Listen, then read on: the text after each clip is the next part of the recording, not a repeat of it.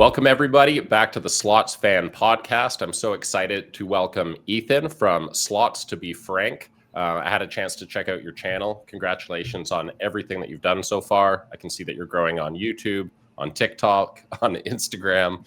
We really appreciate you joining us, and welcome to the SlotsFan podcast. Thank you for having me. First, I always forget to say this, but I hope everyone who's watching will go to your channel, Slots to Be Frank, and subscribe and check out some of the content. I had a chance to deep dive into your videos, and I can see why you have over 40,000 subs already. Your content is really fun. I saw some really big numbers on some of your lives and on some of your shorts. I'm really excited to ask you about your experience as a creator, some of your big wins, some of your insights into where this community is headed and into slots in general. So I was hoping I could start by asking you how you got into this. You mentioned before the show that, you work in finance, you have a day job. What's your background with slots and how did it end up with you starting your own channels? So I started in the casino industry, just playing blackjack with friends, enjoyed that. Never really seen much interest in slots when I was, first starting. And then as I started playing slots, I got more enjoyment than blackjack because all of a sudden you started getting multiples of 10, 20, 30, 100x. Can't do that on a blackjack table. And it was more of a social hour on a slot machine, and the characters and stuff were fun. So I just always enjoyed playing. But it wasn't until I hit a mega jackpot on a dollar bet on Firelink that I asked myself, should I start posting this stuff?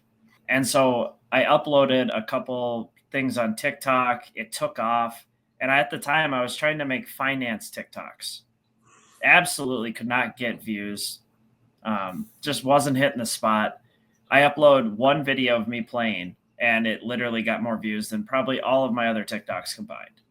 And so then I went from there and I seen where it kind of continued.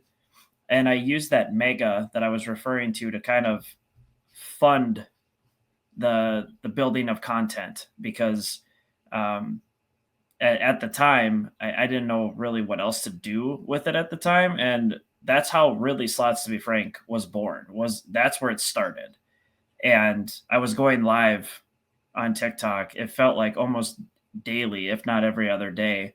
And the TikTok just blew up. I couldn't believe how fast in a month or two, hitting 50,000+ subscribers on TikTok.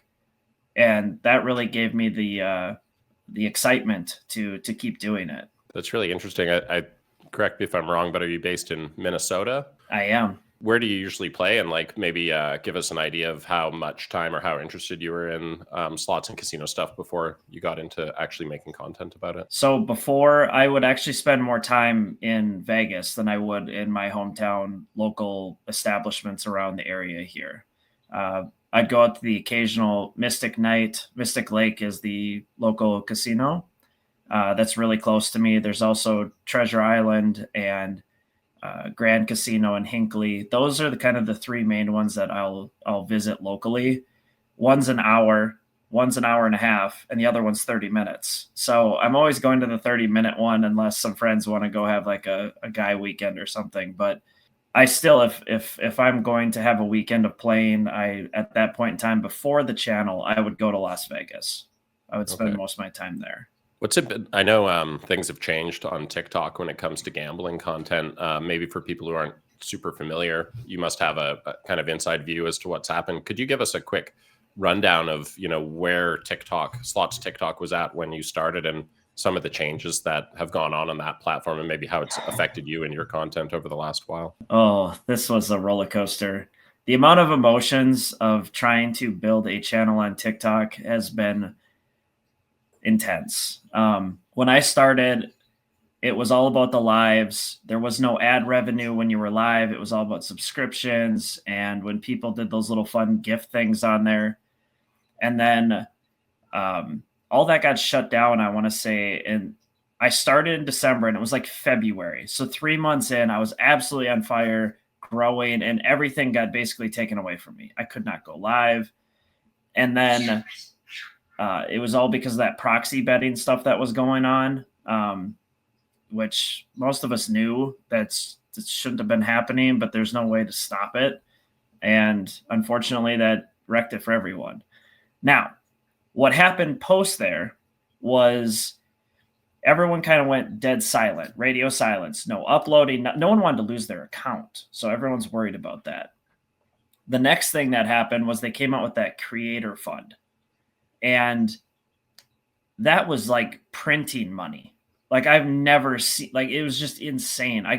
You stumble across something cool like that and you could upload things and people watch for a long period of time. It was like, oh, you have to have a video watch or the video length over a minute. And it's so easy to get people to watch good content, and you're already making videos over a minute because almost every bonus lasts that long. So it was like right in the wheelhouse of content creation for this. And so that went on for, it felt like about a year. So into the majority of 2024. And I always kept asking myself, what point was this well that was created going to finally go dry? And I want to say it was about the spring of last year is when it finally kind of, I would say it's very hard to upload on TikTok and get a, respectable piece out of the creator fund anymore. So I personally maybe upload once or twice a week now. I don't really spend much time on TikTok. Is it the case that you can't post gambling content straight up, or maybe can you break down the rules as they are right now on TikTok for slots content? So the rules are really vague. It's the whole thing is about, they don't want you promoting something to do with like casinos and things of that nature, unless you're paying for the ad portion of it. But if you're there vlogging, it's a little bit different. So if all I do is I just record myself playing, just the screen, there's like a 100% chance that it's going to be rejected by the creator fund. But if I record a video of me more vlogging and not as much time on the play, there's a better chance that it doesn't get rejected. But it's harder to get that type of video to push on the For You page and so forth. So it sounds like a roller coaster on TikTok. During that time, it looks like you were also able to grow a good audience on YouTube. Could you walk us through how that happened? Were you able to bring some of your audience over from TikTok, or what led to the growth that you've achieved on YouTube so far? Yeah, so the fan base that enjoyed my content on TikTok did follow me onto YouTube. When it came to the majority, though, they're on the platform they like. If TikTok's their platform, they have no interest in YouTube, and you're not going to get them to come over. I wish I learned that sooner, so I didn't waste my time on that. But it's the reality. If you like TikTok, you're just not going to open up YouTube. But that helped me get started so that I could get to a position of long form content. And I already had a ton of shorts because of the way that TikTok was set up. And so that's actually how I grew right away. I remember it was one of my first ever shorts that went viral. It was a butterfly video, I think. And it's the type of slot machine. And all it did was show me like getting a ton of butterflies. And then I stopped it. It didn't show the footage, nothing. And it went extremely viral. Is that the one that's like your highest viewed short on YouTube? It's like almost 4 million views now or something. So funny how that happens. Like it's not even your biggest win that ends up hitting like that. No, it has absolutely no reason why that should have had 4. And it just explains social media to the T. There's certain things that do work, other things that you don't know why it works, and things that you believe should work just don't work. It's pretty sick that happened. I saw it's like 50,000 likes or something like that just on that video. People like butterfly slots. So that got me started. But I also saw some really awesome numbers when it came to the lives on your YouTube channel. And I know YouTube's given a lot of preference to vertical lives, and they did for a while there. Was that something that hit for you on your channel, and were you able to pick up subs and views from those? Yeah. So after the first year of starting to go live and just slowly gaining viewership, about a year later is when they came out with that vertical offering. And the first couple first couple months, it felt like you could gain so many subscribers and it was being pushed to everyone on the shorts feed. I remember there were a couple nights where those views were exceeding 120,000 views. Like That's pretty wild. it was just hard to believe that that many people were coming in and stopping in. Granted, it wasn't maybe they chose you; it was just on the feed. But it was cool to see that type of reach that you could have. Now, I have a love hate with the shorts lives because it's one of those things where you kind of get a false economy of what's actually happening. So you get a ton of people to come see your content. Again, not their maybe it's not their choice. They're just swiping and somehow they land on it. So you get these very large viewerships.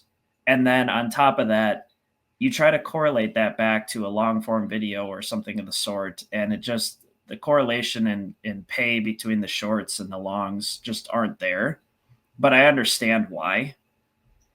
And then it's very, you have to find a way to have some hard skin when you're in the vertical because you get some very interesting characters to come into your live and it's tough. Do you mean like people who are like, are they not inside the slots YouTube community already, or how would you describe them?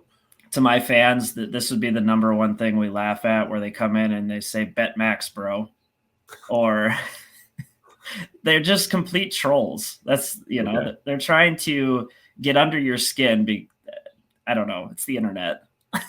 Yeah, I mean, I've seen what you're describing seems to be really common, where people can get this massive viewership with vertical lives, but it doesn't always translate. And even though it does translate to subs, it doesn't always translate to a really loyal following or people that are coming back to view your long form stuff. So on the flip side, I guess it gives you an opportunity to show a larger group of people what makes your channel special. I'm curious, what's special about your channel, and what have you seen work for your audience? And maybe you could tell us a bit about your content and a bit about the community of people that are loyal and do come back to watch your content. So my entire channel's basis is around having fun and learning to have fun without having to break the bank. So what a lot of my fan base comes back to is relatable bets and enjoying just different varieties of games that exist within the casino. There's channels out there that like to, they've got the crazy bets out there. There's channels out there that are just really entertaining individuals. Everyone's got their niche.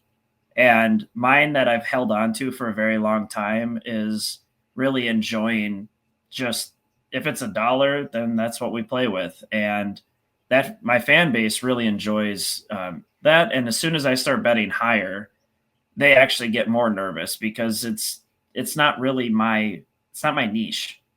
As soon as I start getting over the $10 range, that's not what my fan base is really about. And so we like to focus on that. And lately, one of the things I've been joking about is I call it GSV. So GymSlotsVibes. And what this is all about is getting myself back on track with go to the gym, go enjoy the slots, and then remember to vibe while you're doing it. Because there's been, as soon as you get caught in this, I'll call it a death trap of betting higher, you no longer enjoy the game for what it is. And that's, again, where this whole channel is going, is focusing on relating to those people and letting those people know that you can win big, which I have. You can win the grands. You can win the massive jackpots. You do not need to bet big to have that, oh my gosh, moment. No, I think so many people are experiencing that, and everything's kind of relative when it comes to stakes and wins. Like you can get bigger wins, but if you're betting $1,000 a spin, like the win has to be pretty big to really make an impact after you've been doing that for a while. So I think it's cool that there's an audience for all kinds of different stakes and different games and different bets and stuff like that. So I'm curious, do you have any tips for people? You said you want to help people have more fun, have fun without breaking the bank. What kind of lessons do people learn on your channel? And, what would be some of your biggest tips for people who may struggle with having fun without breaking the bank sometimes, as we all have playing slots? Everyone knows that I like to play games that have numbers on them. Like the world would call it advantage play. If you play games like that, you might put yourself into a better situation to maybe not lose as much or maybe give yourself a little bit more of a bankroll, but it's a grind to do that. And if people are always focusing on finding a play, as they call it, again, you lose the mindset this is entertainment. And if you're going out to the casino to play, it's no different than you going to a basketball game or a football game. You took 300 out there, and that's what you're going to play with. And if you lose it, great. If you don't, that's also great. But as soon as you walk away from the mindset that it's supposed to be entertainment and you start focusing on making a profit, you're not going to have fun. You're going to get stuck in a death trap of this mindset that I got to win it back, or the emotions are going to impact you outside of that place. And you're probably not going to make a profit anyway. No. So, I mean, I don't see anyone running around saying how they're making six figures consistently from gambling slots, like that's not a thing. But you can have a lot of fun right playing for sure. Yeah. I mean, I think along the same lines, like I'll go and spend hundreds of dollars doing all kinds of other activities where there isn't even a chance of me getting my money back. So at least with slots, you can have fun, and there is some chance you might win some money or get your money back, which is a bonus. You mentioned games with numbers on them. I guess you mean like jackpots that are maxed out or must hits or stuff like that. Yeah. What are some of your favorite games that may or may not have those features? So if they do have those features, I love to sit on Regal Riches. I love Rich Little Piggies for two reasons. I'm just going to talk about that for a second. If you go, one other thing that you mentioned about you may walk out with money, you may not, you may win some money. Whereas like another entertainment thing that you spend money on, you won't. But then on top of that, when you're playing with a player's card, if you get tier status, there's also little kickbacks with that too that are nice. And so I like games that can give me longevity. Regal Riches just sits right up there at the top.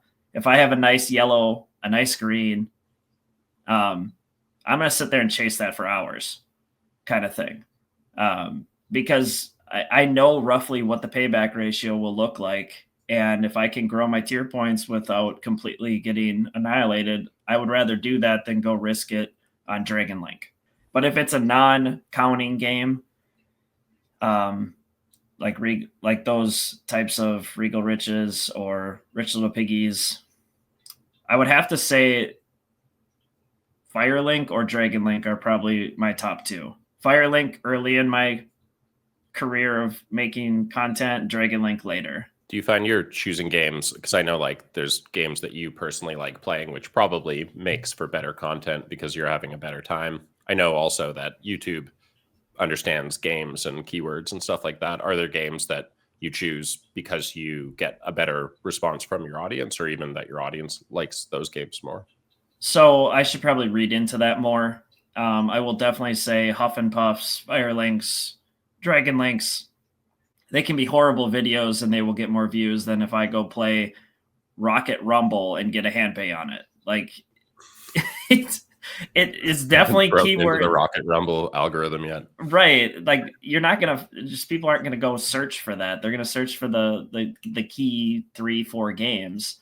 But I don't necessarily read into that and just play those games. I play the ones that I feel like during that day, but during the lives is when my fans are requesting all sorts of different things. And that's when I spice it up a little bit and play what they're, suggesting that week or that day.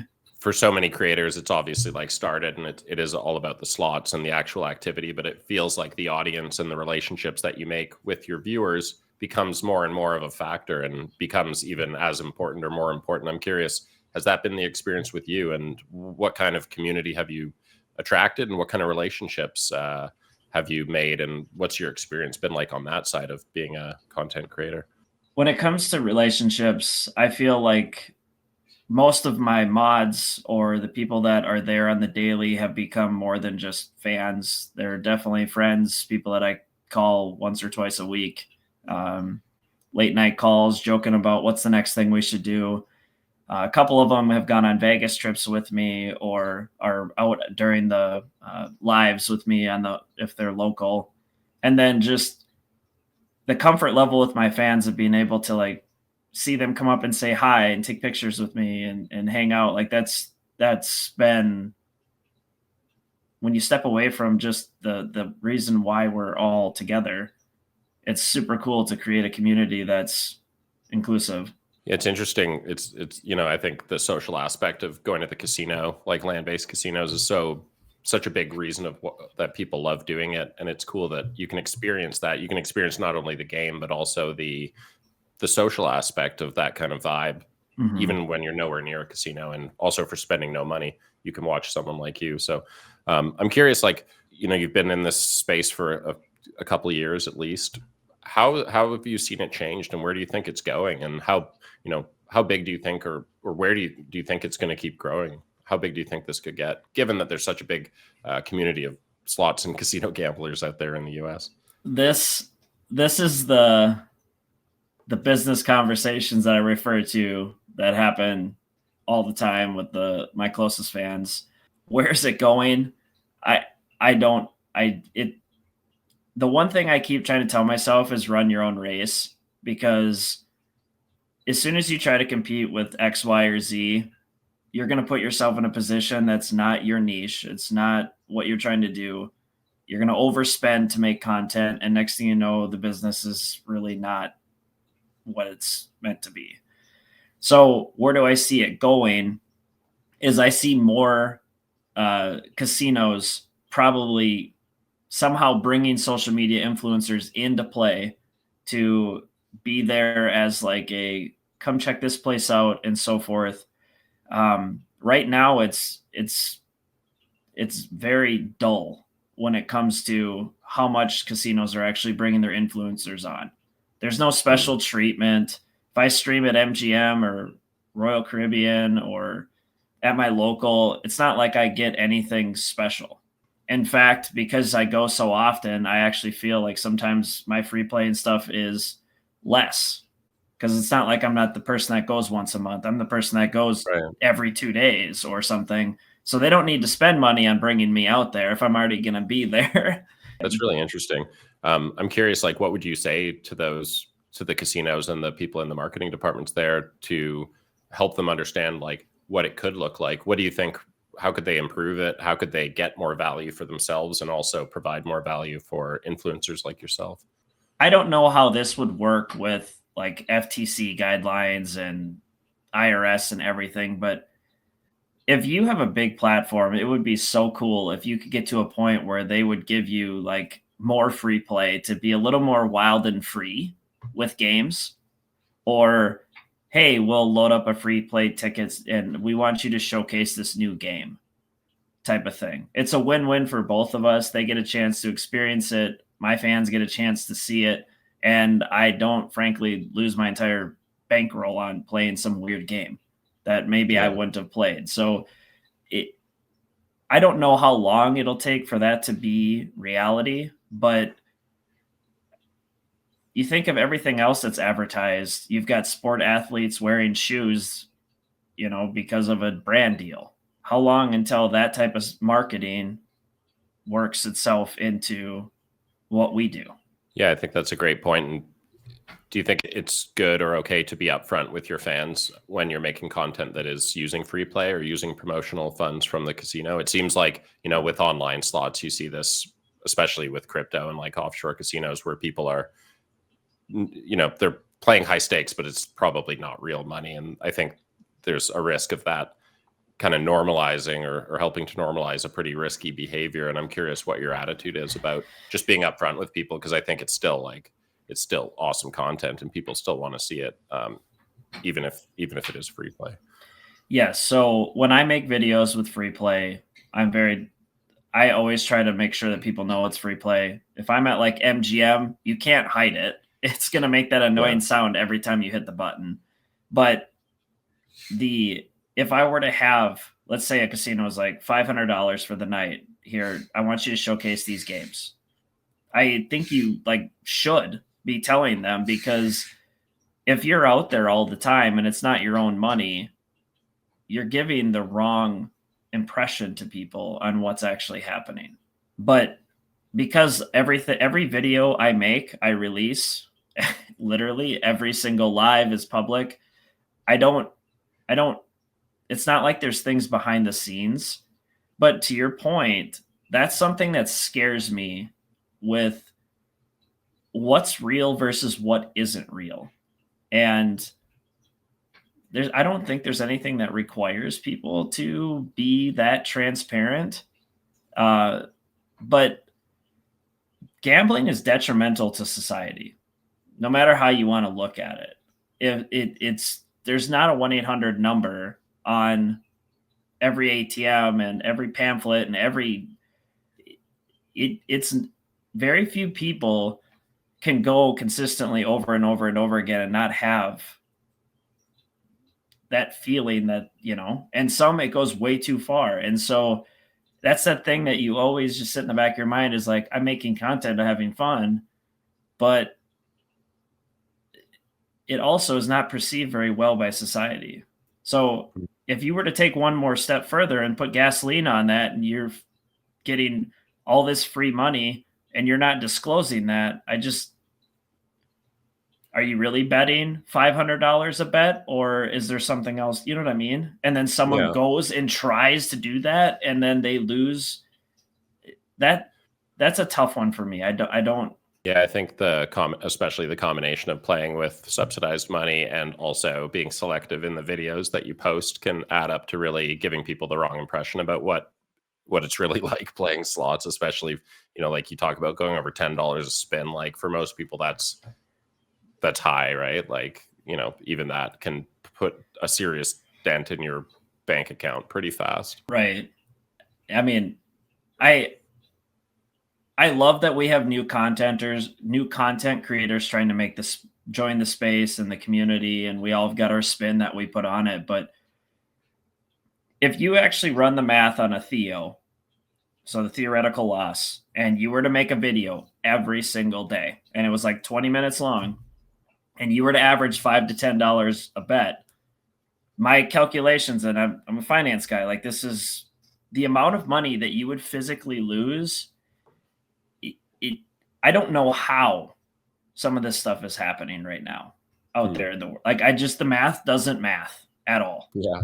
Well, I mean, we've had other influencers on, and I think it's, the majority of people aren't like making a profit on slots channels, and people have even described having a slot channel as like another loyalty program, because at least you get some of your money back and it could turn into something, which is a good way of looking at it, I think. But, going back to what we're talking about, about transparency and consumer protection, it also seems like slots influencers are in a unique position to actually help educate slots players, because I don't think, more and more casinos are embracing responsible gambling and marketing especially, but I think slots influencers are more trusted.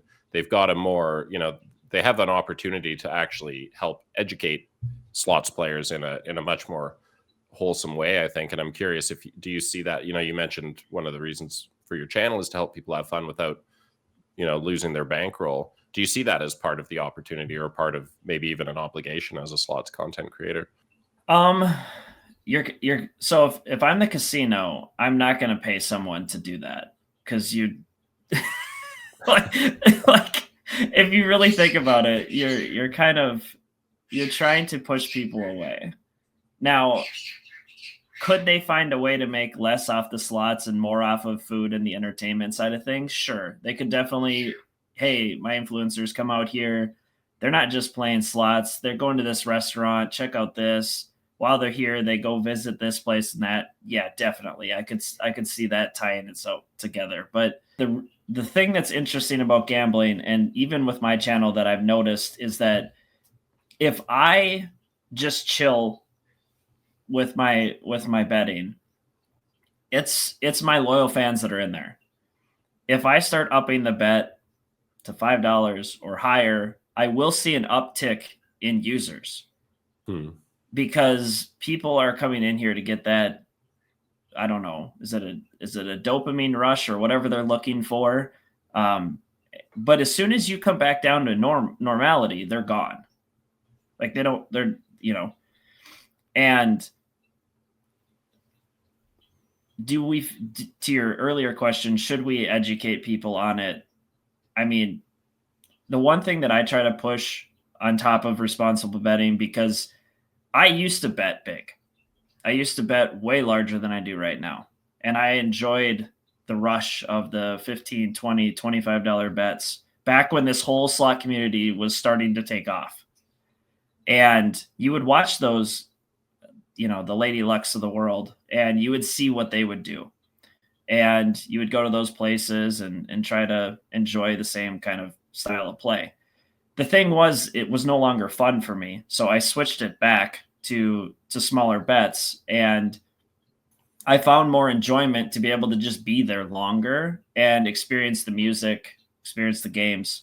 But one other thing that we try to do to just layer a little bit more of like numbers with it is we love to talk in like different multiples. So you think of, if you get 100x your bet, it doesn't matter if you bet $10 or you bet $5 or you bet 50 cents. 100x is a very good bonus. You should feel proud of it, and that's awesome. If you get a 30x or less bonus, like that's not good. Was it your channel that you have like a letter grading system for bonus multipliers? We started joking about that. Yeah, because people would come in and they watch like Vegas Matt and they'd be like, oh, you just got $500 or $100 you got $100 on your dollar bet. That's a sando or whatever, his terminology is. Yeah. And I'd be like, that's 100x. Like, what are you talking about? And so I think there's this false reality that if you bet $50 and you don't get $5,000, your bonus is not 100x. If you bet $50 and get a hand pay, that's not as thrilling to me as if you bet $5 or less and get a hand pay. Yeah, because the multiple's not there. Yeah, I totally agree, and I think you mentioned it before, just about the potential for big multiplier wins and slots being such an appealing thing compared to table games where it's tough to get, 100x or whatever. To me, it's more satisfying when it's on a lower bet because you feel like you're getting more out of it, like a big multiplier or winning a grand or a major or something with a lower bet is huge. So, I mean, it's interesting what you said before about, YouTube and being a content creator, the algorithm rewards riskier behavior from you when it comes to betting higher and pushing the limit further, which is interesting.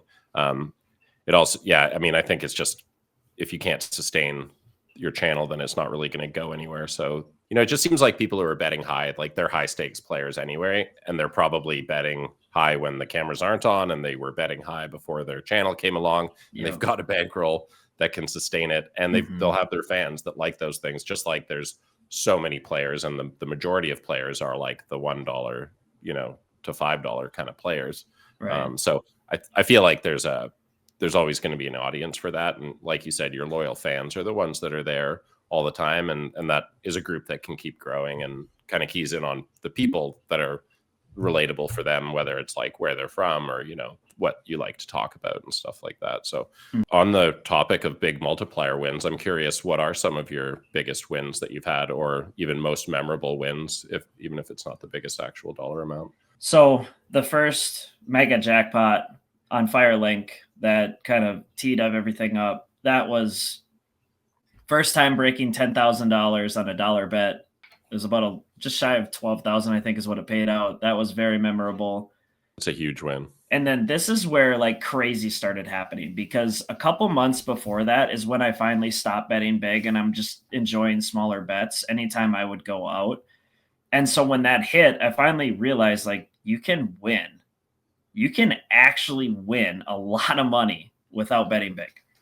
So then this is what's crazy. I finally take my first trip down to Biloxi, Mississippi, through the MGM charter system that they have. And in January, like 2 months later, not even, I get my first Rich Little Piggies mega jackpot. And that hit for like 17,000 on a 75-cent bet. That's sick. So now I'm like, wow, 2 megas in 2 months. This is insane. Like, and so then I had all this extra cash to make content and so forth. And then 2 months later, I go back down to Biloxi. So January to March.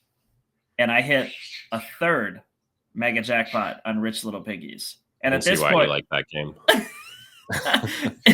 And I started to really, really enjoy the piggy game. But like that kind of started like the run, like, wow, like you can bet smaller and win really big money. And that was 12,000, 17, and 17,000 for those respectively for those games. And then things kind of went a little tamer in the summer. I hit a couple smaller grand jackpots and things like that. But then in the fall, I'm back in Biloxi again. This place is like, I just love it. And all this stuff is hitting at different locations, by the way. Like one was the Golden Nugget, one was the Hard Rock, and this next story was at the Beau Rivage. I'm sitting there, it's late in the night, tired. I see like Wolf Run Eclipse. There's a nice mini on there, and I'm like, I want to get some tier points. I'm just gonna, and all of a sudden I get the wheel bonus, and I'm not thinking about it, talking to my brother, and I look up and I'm like, well, that's a new looking color. And it's the grand jackpot. And I'm like, you gotta be kidding me. Like Biloxi has been Biloxi's your spot. Oh my gosh. It has been very special for me to go down there. But the amount of grand jackpots and mega jackpots or top tier that I hit, and that was on 80 cents, by the way, that I just referred to. So again, that all How much min was bets, that Wolf Gold jackpot? I want to say it was like 12,000 somewhere in there. Wow, man, that's so crazy. Right. Those are huge multiplier wins. Like that's like max win. Yes, it's crazy. And then as things tame off in the fall, I'm finally like, okay, my grand jackpot run is over. We start the new year in 2024. I have a few fans out there at Mystic Lake here in hometown. And I'm playing Little Shop of Horrors, min bet, and I kid you not, through 3 spins, I'm like at a goose egg, nothing. And then it fills the screen with the wilds like towards the end, and I get the grand jackpot on a 75-cent bet for like, I don't know, 3, 4, I don't even remember how many $1,000, but it was like we were back on it again. We're finally starting to hit. I swear to God, people have played their entire lives and not had anywhere near that number of wins of that size in decades. But so one thing I tell people is, the thing that's interesting is, because I bet small and I stick to the smaller bets, it's time under tension is what I keep saying. It's the only thing I can mock it up to is you can't hit a grand if you don't get in the bonus. I don't care if you bet max or min, you're not getting the grand if you don't hit the bonus. So if you show up with $500 and I show up with $500 and you're betting $10 and I'm betting 50 cents, I have way more time under tension to actually hit a grand jackpot.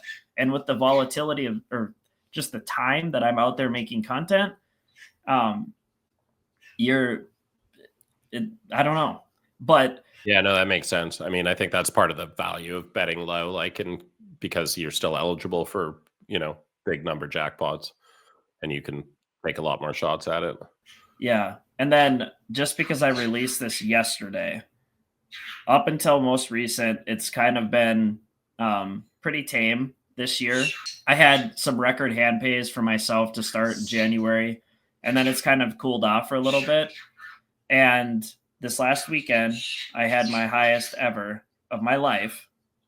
Now, some people will be mad when I call this a jackpot, but I got my name drawn at Mystic Lake for the final giveaway on Saturday night. And there's 3 cars there. You pick one of the 3 spots, and the one I had was the grand prize. And so I had won just a freakish amount of money because it was a car. It's worth a value of a car. So you could either do 50,000 towards a car, or you do 35,000 cash. because I'm not really sure what I want to do, I went with the cash. I probably would go with the cash. But so now it's another case in point of just sitting out there enjoying time. I was literally betting on a min bet machine, just hanging out while the drawing was happening. And because I wasn't being aggressive and stuff, I was there. And I actually recall the weekend before that. And this is where it's just the weekend before I was trying to make high limit play. And I did not stay till the end drawing the weekend before, because what happens when you bet high, you might be out of there in 30 minutes. And this last weekend's another case in point. It's just a reminder to myself, when I'm playing smaller bets and enjoying and just whatever it is. I mean, there's other things that can happen. Grand jackpots show up, your name gets drawn in drawings. Like, you kind of get in the vibes of where my channel really needs to stay in its niche. Well, it sounds, I mean, I feel like with so many successful creators, it's like people are filming the stuff they would be doing authentically anyway, you know, and people get to hang out with you and see the real you, and it's sustainable because you're doing something that you would, you know, that you would want to be doing. And, you know, it sounds like you've had all the luck at 75 cents to $1. So if I was you, I would never really bet any higher than $1, I don't think. So, you know, it sounds like you are good at getting a lot of value out of like the peripheral stuff, whether it's, you know, tier points, using it for travel, getting, you know, I'm sure comped rooms and invited places. I'm curious, like, do you have any tips for people when it comes to getting the most out of their time at the casino and not overlooking anything that maybe would give them a chance to get some of that value back from their play? Let's see here. So it's always like something I'm trying to riddle is, how do I maximize my free play? How do I get more of it? How do I get bigger offers or this or that? There isn't really a secret, to be honest, that I've been able to uncover, I guess, and they won't tell you. So they won't give you any information.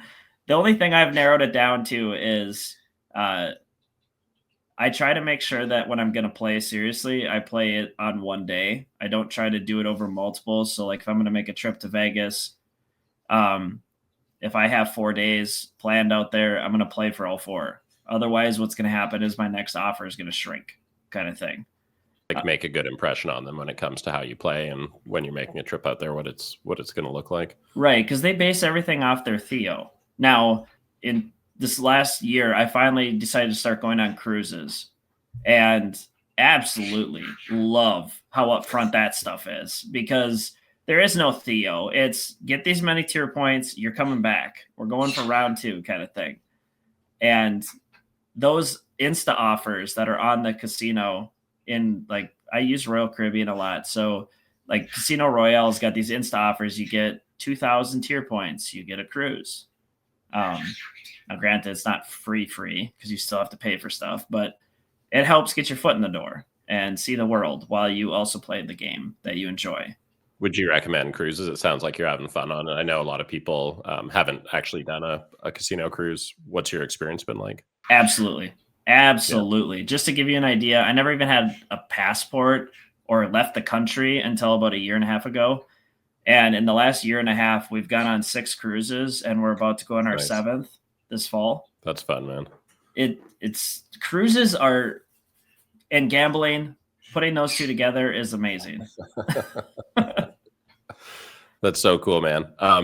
It seems like you've only been doing this for a couple of years, but the stories that you have and the experience that you've had, you know, you come off very knowledgeable about the whole space. And I'm curious, you know, I asked you before, where do you think this is going? But I want to revisit that question. And, you know, how do you, maybe in the context of your own channel, and, you know, I know you have a day job and this isn't your whole thing, but what are some of your goals and how do you think this is going to evolve, and what opportunities do you think there may be that might emerge for content creators like you?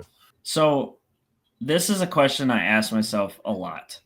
Okay, I won my last big jackpot. Is it time to hang the, you know, code up? I finally got myself back in a good spot. Is this going the direction I want it to go?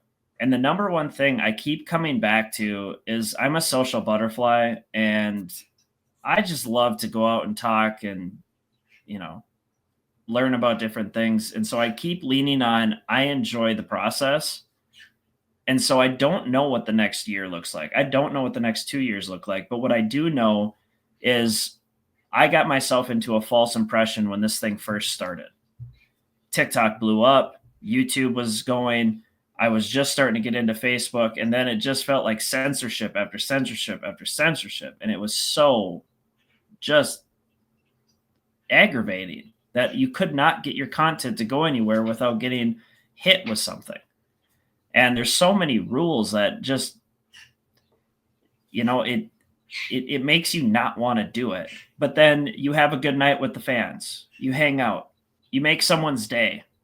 And you sit back and go, I don't know what this is going to hold, but I enjoy what this is today. And that's where I'm at right now, is that I talked a little bit about GymSlotsVibes. So I don't know how long this is going to last, but the one thing I care about is getting myself thoroughly back in shape. I enjoy the vibes with the, while I'm going live. And then at night, I reward myself with hanging out. And me and my wife just, you know, and so it's kind of a lifestyle at this point for me right now. And I'll see how that goes. Well, we wish you the best of luck. And based on what's happened so far, it sounds like you're going to be, you know, you're able to respond to the changes on the platforms. And it sounds like you're, you know, aligning with the kind of fans and the kind of content that works the best for you. And if you can have another year, maybe you should go back to Biloxi a few more times if you're ever on the fence about continuing. Right. Cool, man. Well, yo, I so appreciate your time, Ethan. I'm really excited to follow your channel. I hope everyone that watches this video will follow the link in the description and subscribe to your channel. Check out some of your lives. I watched some of your previous ones, and they're super fun hang. It looks like your group of fans and mods are really fun, and you guys have a lot of fun, like kind of hanging out as well as playing slots. So I hope everyone can check out your content. We wish you the best of luck, and we really appreciate you spending the time sharing some of your stories and insights with us today. Yeah, definitely. Thanks for having me on here. I enjoy watching the other content creators that you guys interview and bring on here. So super cool thing you got going on.